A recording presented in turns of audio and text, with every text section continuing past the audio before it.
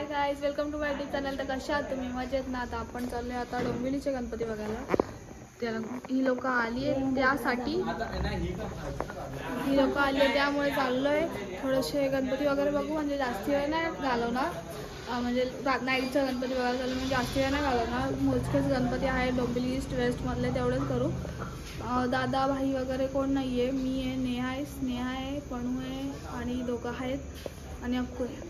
आपण दाखवते तुम्हाला गणपतीमध्ये, म्हणजे गणपती कुठले कुठले बघायचे ते. आणि 7 दिवसाचे गणपती मोस्ट ऑफ तर गेले आहेत, 11 दिवसाचेच बाकी आहेत. मागच्या वेळेला ब्लॉग शूट केला होता, तर तुम्ही तो बघितला नसेल तर आपल्या चॅनलवरती ऑलरेडी आहे अपलोडिंग. तर अपलोड झालेलं आहे ते अगोदरचे पण बघा आणि आत्ताचा ब्लॉग पण कंटिन्यू बघा. तर भेटू थोड्या वेळात. मीच घेते. काय बोलायचं? काय होतं? भंडारा आहे ते, भंडारा आहे. भाजी खाल्ल्या पुढे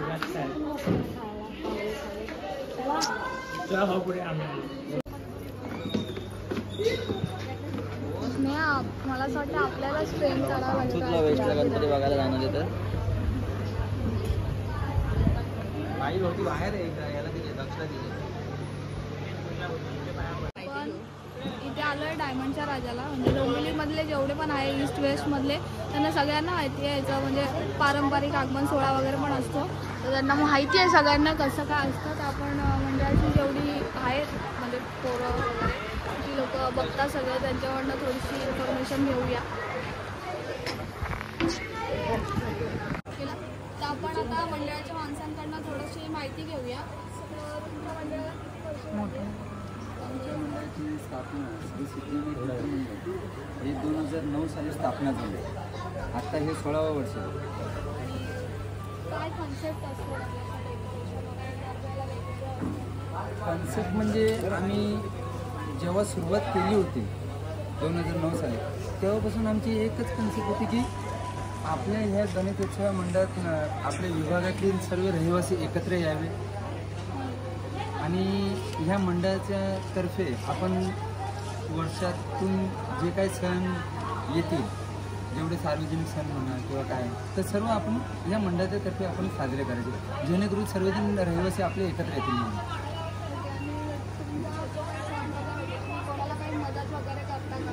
आता आम्ही पण आता कोरोना होतो तेव्हा पण आम्ही हे केलं होतं, अन्नदान केलं होतं, तेव्हा मेडिकल किट वगैरे दिलं होतं. महाडला जे पूरग्रस्त परिस्थिती आली होती तेव्हा कोल्हापूरला महाडला तिकडे आम्ही हे दिलं होतं, आपलं अन्नदान दिलं होतं. नंतर मेडिकल किट तिथे पुरवल्या होत्या.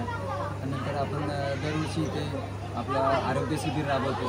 त्याच्यातनं विविध कार्यक्रम असे राबवत असतात, शैक्षणिक सांस्कृतिक सर्व कार्यक्रम राबवत असतात. त्याच्यातून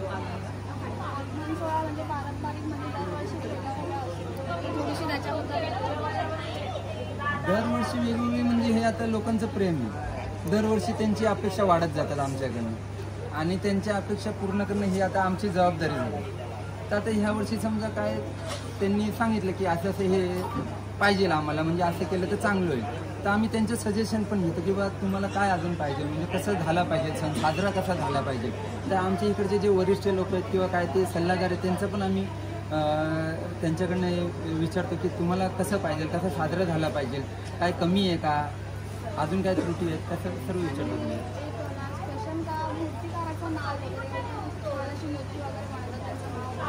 मूर्तिकारांचं नाव आम्ही तिथे लालबागवर सांगतो, उद्या. आणि जी नंतर सजावट असते ते आहेत आपले प्रशांत भगत.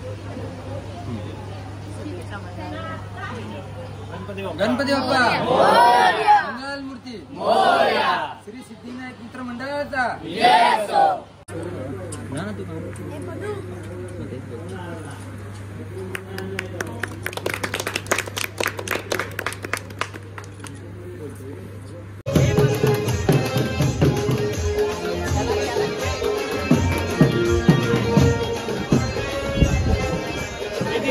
खाली बॉक्स ठेवला या लोकांनी.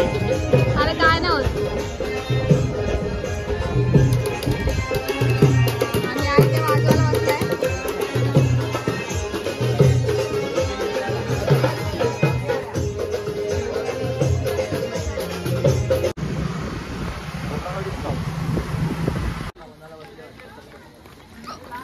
सुजाताकडनं इन्फॉर्मेशन घेते.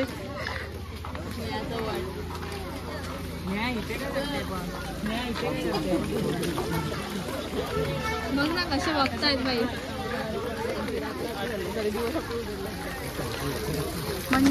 मंडळाचे कारागीर काम करतायत.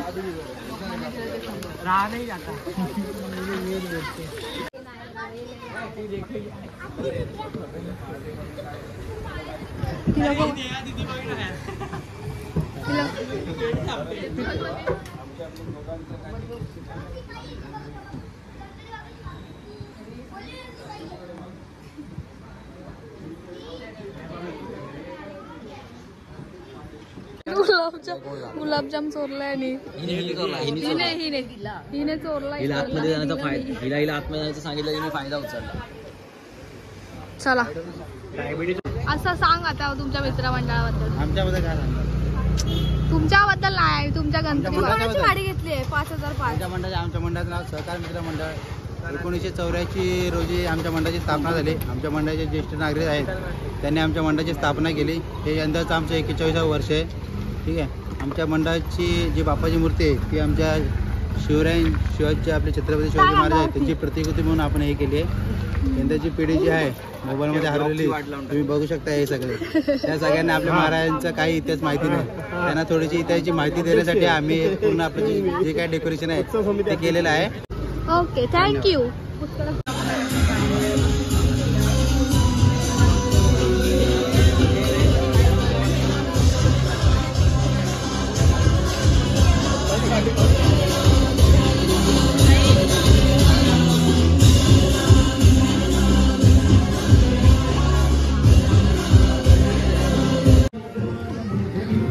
मागच्या वेळेला आलेलं गणपतीला पण काय आतमधला बघता आलं नाही. आता चालू आहे कारण की आता क्राऊड थोडासा आहे. बघायला नाईटला असं नसतो कधी, पण आता आहे त्यामुळे चालू आहे. तर मी तुम्हाला दाखवीन कसं काय. आता परत चालू करणार असे बोलले.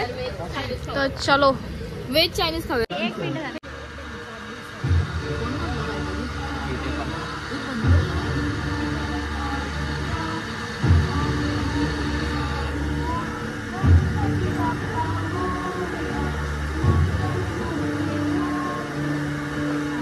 मंडळी, आपण देवाला साक्षात तर नाही पाहिजे, पण आपण शिलारूपी घडवलेल्या म्हणजे पाषाण स्वरूपातील मूर्तीची पूजा करतो.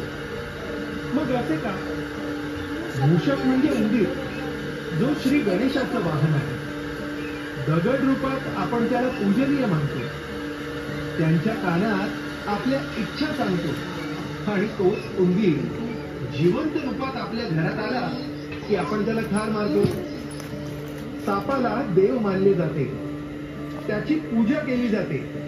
नागपंचमी हा सण साजरा केला जातो आणि तोच साप आपल्या समोर आला तर त्याला ठार करणं हेच आपल्या डोक्यात पहिलं आहे. अहो इतकंच काय, आपल्याला जन्म देणारे आपले आई वडील ते हयातीत नसताना त्यांच्या फोटोची आपण पूजा करतो, पण ते जिवंत असताना आपण त्यांची किंमत देखील करत नाही. बालपणी हवे हवे वाटणारे आई वडील म्हातारपणी मात्र ओझ होऊन जातात. म्हणतात ना, मेलेल्याला खांदा देणं हे पुण्याचं काम आहे. अहो मग जिवंत माणसाला मदत करणं याला पुण्य समजलो तर किती छान होईल बर. कटू जरी असलं तरी हे सत्य विचार करायला लावणारे आहे. युधिष्ठिर म्हणून गेले, मरायचं तर सर्वांना आहे, परंतु मरावंसं कोणालाही वाटत नाही. आज परिस्थिती इतकी गंभीर आहे. अन्न सर्वांना हवं आहे, पण अन्न जिथून मिळतं ती शेती कोणालाच करावीशी वाटत नाही. पाणी हेच जीवन. ते सर्वांची मूलभूत गरज असणारं पाणी वाचवावं कसं याची काळजी कोणालाच नाही. पाणी अडवा, पाणी जिरवा हे मात्र आता स्लोगनच राहिले. फिरायला जाताना नैसर्गिक ठिकाणं हवी, उन्हाची झळ लागली की सावली हवी, पण त्याच निसर्गाचं संवर्धन आणि झाडांचं जतन करावंसं आपल्याला वाटत नाही. घरात सून हवी, लाड करायला आई हवी, संसार करायला बायको हवी, पण मुलगी व्हावी हे कुणालाच वाटत नाही. असं वाटतंय स्वार्थापायी आणि प्रगतीच्या लोभात माणूस संपूर्ण आंधळा झाला आहे. माणसा आणि जागा हो, पाषाणालाही पाझर फुटतो. असह्य झालं तर दगडही फुटतो.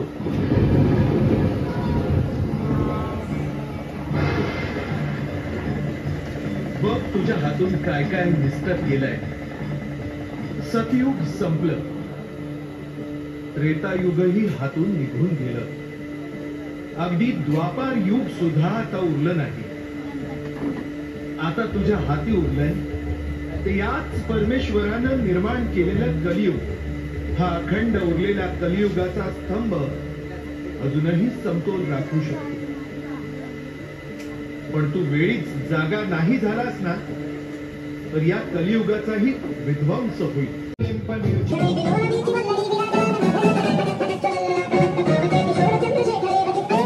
तुम्हाला स्टोरी बोल ना. काय बोलू? निशब्द झालो मी, निशब्द झालो. तुला कशी वाटली रे? बोलूच शकत नाही एवढं. तुला कशी वाटली? एकदम छान, सगळीकडे जाऊन तुला पेढे हवे. सगळीकडे असे स्टोरी हे नसतात. पहिले खूप असायचं, आता काहीच नसतं. ते इथेच असतं फक्त, इथेच असतं फक्त. तर मग एकदम भारी होती, एकदम क्लास टॉपची, एकदम मस्त होती. तर तुम्ही पण पुढच्या वर्षी नक्की विजिट करा इकडे, कारण की दरवेळेला वेगवेगळंच काय ना काय असतं. बाहेर आले.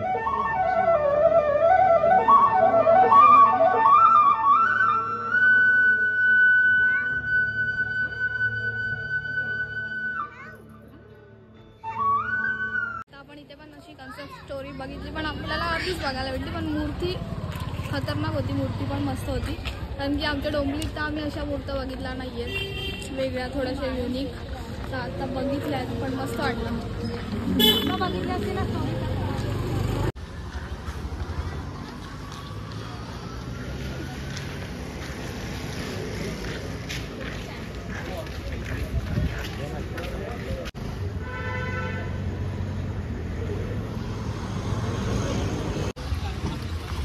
पुढच्या वर्षी जाऊया आपण मेघाताई वगैरे, तिथं कधीच नाही जात ना, पण दुपारी जाऊ दे. लालबाग हा तो पण तिकडचं पण एक गार्डनची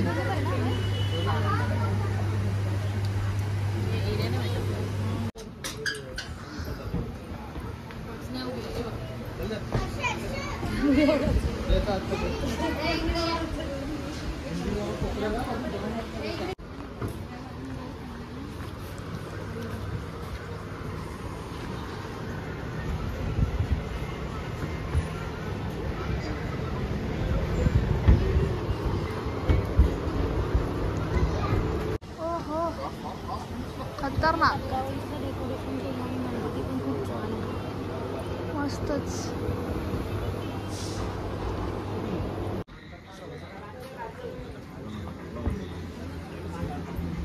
त्याचं काय आहे रे मध्येच?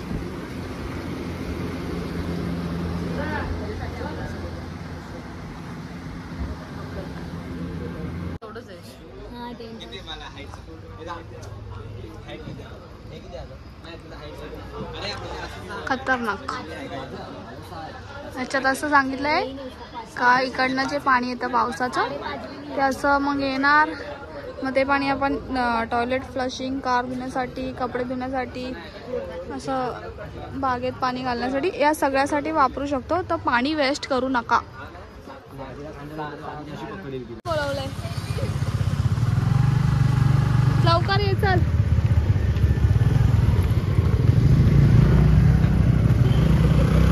पडेल झाले, पडेल ना.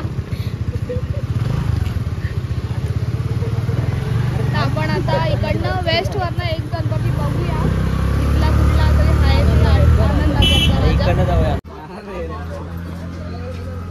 अरे येले ठिकाण आहे का?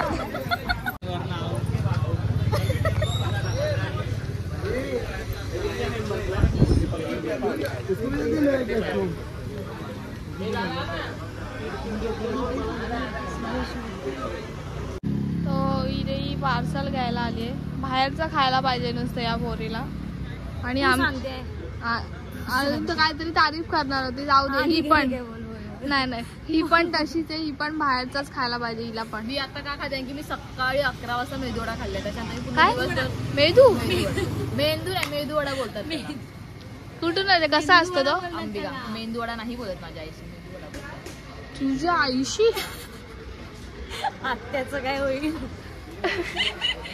किधर से भी मॅच नाही हो रहा है. छान होता बट तिकडचा, मला मेदूवडा आवडला. संगीताने ना इडली फ्राय घेतला, तर इडली फ्राय ही कन्सेप्ट मला काय वाटली की ती कटिंग करून थोडंसं तडका वगैरे मारून असेल, पण ते अंबिकामध्ये, न्यू अंबिकामध्ये. पण ती कसे ते फ्रेंच फ्राईज नसतात ना, फक्त थोडे मोठेवाले फ्रेंच फ्राईज, तशी ती फक्त इडली फ्राय करून दिली त्या ह्याच्यात. फ्राईज कसे फ्राय करतो कसं लोक खाऊ शकतात एवढं चांगलं. संगीताने सांगितलं एवढं चांगलं, पण ते नाही बोलत आहे, एवढी चांगली इडली असते ती स्टीम करून देतात, ते इडली फ्राय कशाला खायला पाहिजे. मी मेदूवडा खाल्ला, मी नाही ते खाल्ला. ही मेदूवडा खाल्ला. ही लोक खायला घेत आहेत, तर मला तर वाटलं 10-15 मिनिटं होती. खतरनाक काळोखे लाईटीचाच फक्त उजेड आहे. तर आपण आता आलो आहोत घरी आणि आपण आजचा व्लॉग इथेच एंड करूया. तुम्हाला व्लॉग कसा वाटला आहे कमेंट्समध्ये नक्की सांगा. आणि चॅनलवरती नवीन असाल तर प्लीज चॅनलला सबस्क्राईब करायला विसरू नका. आणि डोंबिवलीचे गणपती कसे वाटले ते पण सांगा, आणि कोण डोंबिवलीमध्ये मधलं आहे ते पण सांगा. भेटू नेक्स्ट ब्लॉगमध्ये. तर आतासाठी बाय.